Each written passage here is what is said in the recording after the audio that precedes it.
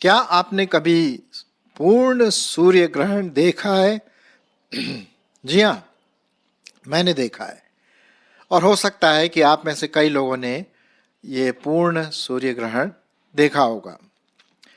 मुझे याद है जब मैं इस पूर्ण सूर्य ग्रहण को देख रहा था तो पूरा आकाश में अंधेरा सा छा गया था। उस समय जो चंद्रमा है वो पृथ्वी और सूरज के बीच में पूर्ण रीति से समा जाता है, जिससे कि सूर्य का प्रकाश पृथ्वी तक, उस पर्टिकुलर एरिया में पृथ्वी तक नहीं पहुंच पाता और अंधकार हो जाता है। और मजे की बात यह है कि दिन में आपको तारे दिखाई देने लगते हैं। बहुत इंटरेस्टिंग ये फिनोमेना होता है और ये परमेश्वर का एक अद्भुत रचना है जो वो आपके एंजॉयमेंट के लिए, हमारे एंजॉयमेंट के लिए, उसकी महिमा के लिए ये सूर्य ग्रहण होता है। अभी अभी हम देखते हैं कि 8 अप्रैल 2024 को उसी समय एक पूर्ण सूर्य ग्रहण मैक्सिको में हुआ और उसके बाद कई भागों में, अमेरिका के कई भागों में दिखाई दिया। और ऐसा बताया गया कि लाखों लोग पूरे लाइन में लगे हुए थे अपने वो चश्मा लेकर के और तरह तरह के इक्विपमेंट लेकर के, ताकि उस पूर्ण सूर्य ग्रहण को देखें। और जैसे कि आप यहाँ पर इस पिक्चर में देख रहे हैं कि यहाँ पर सूर्य का प्रकाश बिल्कुल पूरी रीति से छिप गया है और अंधेरा सा छा गया है। और ये वही उसी का एक पिक्चर है जो मैं आपके सामने यहाँ पर ला रहा हूँ। जब सूर्य ग्रहण होता है तो बहुत लोग एक्साइटेड होते हैं। और अच्छा, इसमें एक और चीज़ मैं आपको बताऊं कि चिड़िया खूब चिड़चिड़ाना, मतलब खूब वो ची ची ची ची ची ची करती रहती हैं, विशेष करके क्योंकि उनके लिए बड़ा अजीब सा लगता है कि दिन में कैसे ये अंधेरा हो गया, और उससे उन पर भी बड़ी प्रतिक्रियाएं होती हैं। मनुष्य पर तो होती हैं। जो प्राकृतिक सौंदर्य है जिसमें चिड़ियाँ हैं वो बहुत चिल्लाती हैं, कुत्ते भौंकने लगते हैं। ये कुछ ऐसे इस प्रकार की प्रतिक्रियाएं हम देखते हैं। खैर, सूर्य ग्रहण एक बहुत अच्छा अनुभव है और अगर इसको आप देख सकते थे तो बहुत खुशी की बात है, लेकिन हो सकता है आगे आप देखें। अब अगला सूर्य ग्रहण 20 साल के बाद फिर दिखाई देगा कई जगहों पर। शायद उस समय तक तो मैं ना रहूं, लेकिन आप में से कई लोग इसको देख सकते हैं। सूर्य ग्रहण एक ऐसी सोलर सिस्टम में प्रक्रिया है जो बार बार हजारों सालों से होता आ रहा है। और इस समय विशेष करके ये कुछ लोगों के लिए बड़ा पुण्य टाइम समझा जाता है कि यार ये बहुत अच्छा टाइम है। कुछ लोग सोचते हैं अरे कुछ भयानक घटना घटने वाली है। अलग अलग विचारधाराएं हैं। कुछ लोग नहाने लगते हैं और सोचते हैं कि कुछ बात हमारे जीवन में होगी और इस प्रकार की बातें। ऐसा कुछ नहीं है। देखिए, ये परमेश्वर ने एक प्रकार की प्रक्रिया हमारे सोलर सिस्टम में रखी है कि जब सूरज भी चक्कर लगाते हैं, चंद्रमा भी चक्कर लगाते हैं, पृथ्वी भी चक्कर लगाते हैं, और ये स्वाभाविक है कि कभी न कभी वो दोनों एक सीध में आ जाएं और तब वो, जिसे हम कहते हैं, सूर्य ग्रहण हो जाता है। अब बाइबल इसके बारे में क्या कहती है? जहाँ तक हम देखते हैं विश्वासी के जीवन में सूर्य ग्रहण जो है वो एक परमेश्वर की एक रचना है, एक नियम है जिसके अनुसार ये सब चलता है। और इसी से संबंधित हम देखते हैं परमेश्वर की दृष्टिकोण से कि कैसे परमेश्वर जो महान, सर्वशक्तिमान, सर्वव्यापी, सर्वज्ञानी परमेश्वर जो इस पूरे पृथ्वी को, पूरे सोलर सिस्टम को संभाल के रखता है, हमारे चंद्रमा को संभाल के रखता है, हमारे सूरज को संभाल के रखता है, हमारी पृथ्वी को संभाल के रखता है, हमारे तारागणों को और मिल्की वे को, जो जितने भी ढेर सारे जो मिल्की वे हैं उनको वो संभाल के रखता है। ये सब उसके कारण होता है। परमेश्वर, जीवित परमेश्वर के कारण होता है और हमको उसी को क्रेडिट देना चाहिए क्योंकि वही इसका सृष्टि करता है। चलिए, मैं आपके लिए कुछ पदों को पढ़ूंगा, विशेष करके भजन संहिता और उसका 8वां अध्याय। भजन संहिता उसका 8वां अध्याय और आप ध्यान दीजिए कि क्या परमेश्वर का वचन कहता है। हे यहोवा हमारे प्रभु, तेरा नाम सारी पृथ्वी पर क्या ही प्रतापमय है। तूने अपना वैभव स्वर्ग पर दिखाया है। तूने अपने बैरियों के कारण बच्चों और दूध पियों के द्वारा सामर्थ की नींव डाली है, ताकि तू शत्रु और पलटा लेने वालों को रोक सके। जब मैं आकाश को जो तेरे हाथों का कार्य है, देखिए यहां पर क्या लिखा हुआ है, जब मैं आकाश को तेरे हाथों का कार्य है और चंद्रमा और तारागण को जो तूने नियुक्त किए हैं देखता हूं, तो फिर मनुष्य क्या है कि तू उसको स्मरण करे, और आदमी क्या है कि तू उसकी सुधि ले। क्योंकि तूने उसको परमेश्वर से थोड़ा ही कम बनाया है और महिमा और प्रताप का मुकुट उसके सिर पर रखा है। तूने उसे अपने हाथों के कार्यों पर प्रभुता दी है। तूने उसके पांव तले सब कुछ कर दिया है। सब भेड़ बकरी और गाय बैल और जितने वन पशु हैं, आकाश के पक्षी और समुद्र की मछलियां और जितने जीव जंतु समुद्रों में चलते फिरते हैं, हे यहोवा हमारे परमेश्वर प्रभु, तेरा नाम सारी पृथ्वी पर क्या ही प्रतापमय है। तो सूर्य ग्रहण जो है वो इस बात को दर्शाता है परमेश्वर का प्रतापमय, उसके सृष्टिकर्ता की रचना। जैसे कि आज का हमारा जो टाइटल आप देख रहे हैं, शीर्षक देख रहे हैं कि किस प्रकार से लिखा हुआ है कि भी परमेश्वर की अद्भुत रचना, एक बहुत अद्भुत रचना जो परमेश्वर ने आपके लिए और हमारे एंजॉयमेंट के लिए, हमारे ज्ञान के लिए सब कुछ बनाया है। तो उसके नाम का धन्य हो। एक जगह पे और लिखा हुआ है, इससे पहले कि मैं आगे बढ़ूं, मैं बताना मांगता हूं, जब मैं आकाश को जो तेरे हाथों का कार्य है और चंद्रमा और तारागण को जो तूने नियुक्त किए हैं देखता हूं, तो फिर मनुष्य क्या है।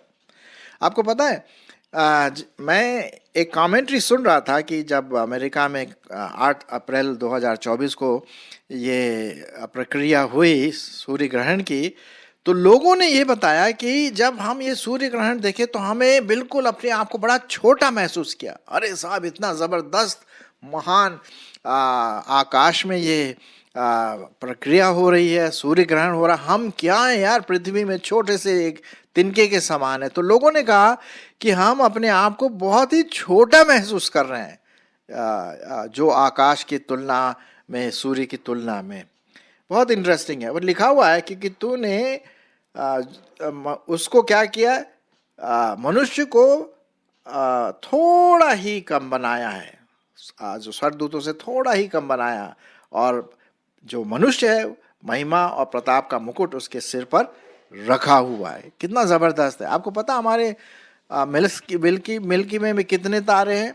आपको विश्वास नहीं होगा, हमारे मिल्की वे में करीब 200 खरब तारे पाए जाते। और कितने मिल्की वे हैं इस प्रकार से? अरे साहब, लाखों करोड़ों मिल्की वे पाए जाते। तो इस पूरे आकाश मंडल को संभालने वाला, इस पूरे सूर्य ग्रहण को कंट्रोल में लाने वाला कौन है, कैसे होता? अरे साहब, ये कोई और नहीं, ये हमारे प्रभु यीशु मसीह की सामर्थ, और उसी के द्वारा यहाँ पर हम देखते हैं। अब जैसे कि मैं कुछ पद और आपके लिए पढ़ना मांगता हूँ, जो यहाँ पर बहुत अच्छी तरह से दिया गया है। एक जगह पे लिखा हुआ है कि आकाश क्या कर रहा है, सारे जगह में परमेश्वर की महिमा का वर्णन कर रहा है कि नहीं? ये बहुत इंटरेस्टिंग बात यहाँ पर लिखी हुई है। चलिए और मैं आपके लिए पढ़ना मांगता हूँ। परमेश्वर के वचन में से पाया जाता है कुलुसियों उसका पहला अध्याय 15 से 16 पद। कुलुसियों की पत्री ही और उसका पहला अध्याय और उसका 15 से 16 पद। यहाँ इस प्रकार से लिखा हुआ है, पुत्र तो अदृश्य परमेश्वर का प्रतिरूप और सारी सृष्टि में पहलौठा है, क्योंकि उसी में सारी वस्तुओं की सृष्टि हुई, स्वर्ग की हो अथवा पृथ्वी की, देखी या अनदेखी, क्या सिंहासन, क्या प्रभुताएं, क्या प्रधानताएं, क्या अधिकार, सारी वस्तुएं उसी के द्वारा और उसी के लिए सृजी गई हैं, और वही सब वस्तुओं में प्रथम है और सब वस्तुएं उसी में स्थिर रहती हैं। बहुत इंटरेस्टिंग बात है। अब आपको और हमको अच्छी तरह से पता है कि आकाश मंडल में सब चीजें एक चीज नहीं, सब चीजें घूम रही हैं। जी हाँ, सब चीजें घूम, सूरज भी घूम रहा है, पृथ्वी भी घूम रही है, चंद्रमा भी घूम रहा है, और जो मिल्की वे है वो भी घूम रहा है। मतलब कोई भी चीज स्थिर नहीं पाई जाती। अब मजे की बात यह है कि ये एक दूसरे से नहीं टकराते हैं, है ना। आपने देखा होगा कि कभी कभी क्या होता है कि ढेर सारे जब लोग जाते हैं तो कभी एक दूसरे से क्या हो जाते हैं, टकरा जाते हैं, और फिर थोड़ा सा उतना अच्छा माहौल पैदा नहीं होता है, और 2 गाड़ियां 3 गाड़ियां आपस में टकरा गए, ओ फिर तो शुरू हो जाता है। लेकिन आपको पता है इस आकाश मंडल में कितने लाखों करोड़ों अरबों इस प्रकार के तारे हैं जो घूम रहे हैं, और वे टकराते नहीं कभी भी। क्यों? क्योंकि इसका कंट्रोल करने वाला, इसका नियंत्रण करने वाला कौन है? अरे साहब, हमारा परमेश्वर, जीवित परमेश्वर प्रभु यीशु मसीह, जो उसकी सामर्थ्य में ही स्थिर रहता है। यही तो बात है ना। और ये मैं आपको बताना मांगता हूं कि सूर्य ग्रहण जो है ये एक छोटा सा फिनोमेना है, एक छोटा सा प्रक्रिया है जो आकाश मंडल में होता है। ये हमें याद दिलाता है कि परमेश्वर कितना महान है, और वो पूरे सोलर सिस्टम को, पूरे ये जो चंद्रमा, सूर्य और जितने भी ग्रहण हैं उनको वो कंट्रोल में रखता है, अपनी सामर्थ्य में रखता है। हाँ, ये उसका प्रेम हम यहाँ पर देखते हैं। आकाश मंडल क्या कर रहा है? परमेश्वर की महिमा का वर्णन करना, क्योंकि वही है, उसी ने ये सब कुछ बनाया, वो इसका सृष्टि करता है। प्रभु परमेश्वर प्रभु यीशु मसीह के द्वारा पूरे जहान का, पूरे सृष्टि का, पूरे दुनिया का सृष्टि करता है। और ये जो 8 अप्रैल 2024 को हुआ, ये एक छोटा सा एक उसकी रचना का नज़ारा है जो आप और हम देखते हैं। और ऐसा बताया जाता है कि कई साइंटिस्ट कई प्लेन लेकर के, जहाज में उड़ करके जितना पास वो जा सकते थे चंद्रमा के, वहाँ से पिक्चर लिया, और उसका फिर वो अवलोकन करेंगे कि भाई और भी क्या क्या चीज़ें इसके साथ साथ होती हैं। हम लोग तो सिर्फ नीचे से देखते हैं, है कि नहीं, कि भाई ये सूर्य ग्रहण हो रहा है, अंधेरा हो रहा है, मतलब 4-5 मिनट का करीब अंधेरा सा हो जाता है, और आकाश में तारे भी दिखाई देते हैं। बहुत इंटरेस्टिंग, दिन में तारे दिखाई देना साहब, है ना। हमारे हिंदी में है ना एक कहावत कि भैया दिन में तारे दिख रहे हैं। ये सच में ऐसा होता है कि दिन में आपको तारे दिखाई देंगे, और तरह तरह की चीज़ें होती हैं। लेकिन हमको इसको, ये एक विश्वासी होने के नाते, प्रभु यीशु मसीह के फॉलोवर होने के नाते, आपको और हमको ऐसा नहीं समझना चाहिए कि ये शुभ है या अशुभ है। इस प्रकार की बातें हमें नहीं सोचना चाहिए। चलिए, एक और दूसरी बात मैं आपको बताना मांगता हूँ कि प्रभु यीशु मसीह ने और परमेश्वर के वचन में लिखा हुआ है, नए नियम में विशेष करके, कि अंत के दिनों में आकाश में चिन्ह होंगे, चंद्रमा लाल हो जाएगा, सूरज डार्क हो जाएगा, मतलब काला हो जाएगा, और भी कई प्रकार के तारे हैं, तारों के बारे में लिखा हुआ, तारे गिरेंगे। ये होगा, आने वाले समय में होगा। लेकिन ये होगा कब? उस समय जब प्रभु यीशु मसीह इस दुनिया में आएंगे। ये भी इस बात की चेतावनी है आपके लिए और मेरे लिए। मैं आपके लिए पढ़ना मांगता हूं मत्ती रचित सुसमाचार और उसका 24 अध्याय, मत्ती उसका 24 अध्याय 34 से 39 पद। ध्यान से सुनिए प्रभु यीशु मसीह क्या कहते हैं, ठीक है। मत्ती उसका 24 अध्याय और उसका 34 से 39। मैं तुमसे सच कहता हूं कि जब तक ये सब बातें पूरी न हो लें, तब तक इस पीढ़ी का अंत नहीं होगा। आकाश और पृथ्वी टल जाएंगे, परंतु मेरे शब्द कभी न टलेंगे। उस दिन और उस घड़ी के विषय में कोई नहीं जानता, न स्वर्ग के दूतों और न पुत्र, परंतु केवल पिता। मतलब उस घड़ी का मतलब यीशु मसीह के आने का, यीशु मसीह के दोबारा आगमन का जो घड़ी है, जो टाइम है, जो डेट है, वो हम नहीं जानते, है ना। तो जैसे नूह के दिन में था, वैसा ही मनुष्य के पुत्र का आना भी होगा। क्योंकि जैसे जल प्रलय से पहले के दिनों में जिस दिन तक नूह जहाज पर न चढ़ा, उस दिन तक लोग खाते पीते थे और उनमें भी विवाह शादी वगैरह होते थे, और जब तक जल प्रलय आकर उनको सबको बहा न ले गया तब तक उनको कुछ भी मालूम न पड़ा, वैसे ही मनुष्य के पुत्र का भी आना होगा। तो और फिर उसके बाद हम देखते हैं दूसरी जगहों में भी लिखा हुआ है कि आकाश में चिन्ह होंगे और तरह तरह की प्रक्रियाएं हमको दिखने को मिलेंगी। आपने सुना होगा टाइम टू टाइम कभी कभी ऐसी बातें साइंटिस्ट लोग बताते हैं कि ये तारा टूट गया और वो बड़ी पृथ्वी के पास से उसका जो टुकड़े हैं वो गुजरेगा, और वो कोशिश करते हैं कि हमारी पृथ्वी से न टकराए। तो ये सब होने वाला है। सूर्य ग्रहण जो है वो एक जो लॉज हैं, जो नियम है, उसके अनुसार जब पृथ्वी, सूरज और बीच में चंद्रमा आ जाता है तब हम उसे क्या बोलते हैं, सूर्य ग्रहण हो रहा है। तो ये एक प्रक्रिया है, एक चिन्ह है जो आकाश में होता है। लेकिन हम सबों को इससे एक लेसन सीखना है। पहले तो ये कि भाई हमें अपने जीवन के द्वारा परमेश्वर के महिमा करना है, अपने मुंह के द्वारा उसकी स्तुति करना है, गीत गाना है, उसकी महिमा, प्रतापमय महिमा करना है। हाँ, ये सब तो करना है, उसकी आराधना करना है, क्योंकि वो इस बात की गवाही देता है कि उसी ने ये सब कुछ बनाया है। धन्यवाद हो परमेश्वर का। दूसरा ये कि इस प्रकार के चिन्ह जो हमें दिखाई देते हैं, और भी ऐसे चिन्ह आने वाले समय में दिखाई देंगे, इस बात का प्रतीक है कि एक दिन प्रभु यीशु मसीह हमें लेने के लिए आएंगे और उस समय ये सब बातें होनी होंगी।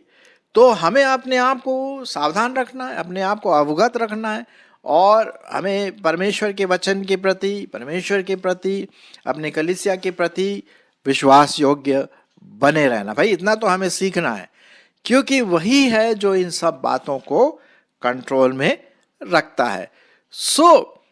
जो सूर्य ग्रहण हुआ है, पूर्ण सूर्य ग्रहण हम इसे कहते हैं। कहीं तो मैं ये बोलूँगा कि कहीं पर पार्टली होता है, थोड़ा सा सूर्य ग्रहण होता है, आधा सूर्य ग्रहण होता है, कभी कभी क्वार्टर सूर्य ग्रहण होता है। लेकिन पूर्ण सूर्य ग्रहण जो होता है वो बहुत सालों के बाद आता है। ऐसा बताया जाता है नासा के द्वारा कि अगला सूर्य ग्रहण 20 साल के बाद होगा।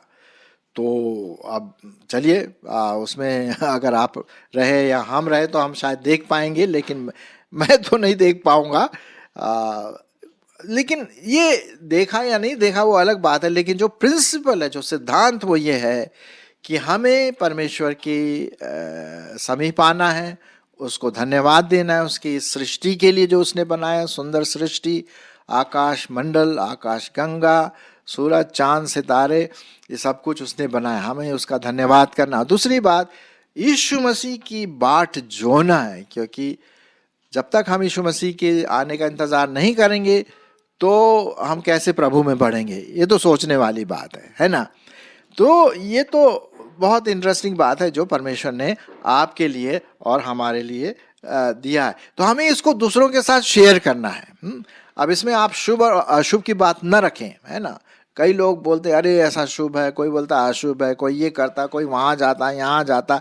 इससे कोई मतलब नहीं।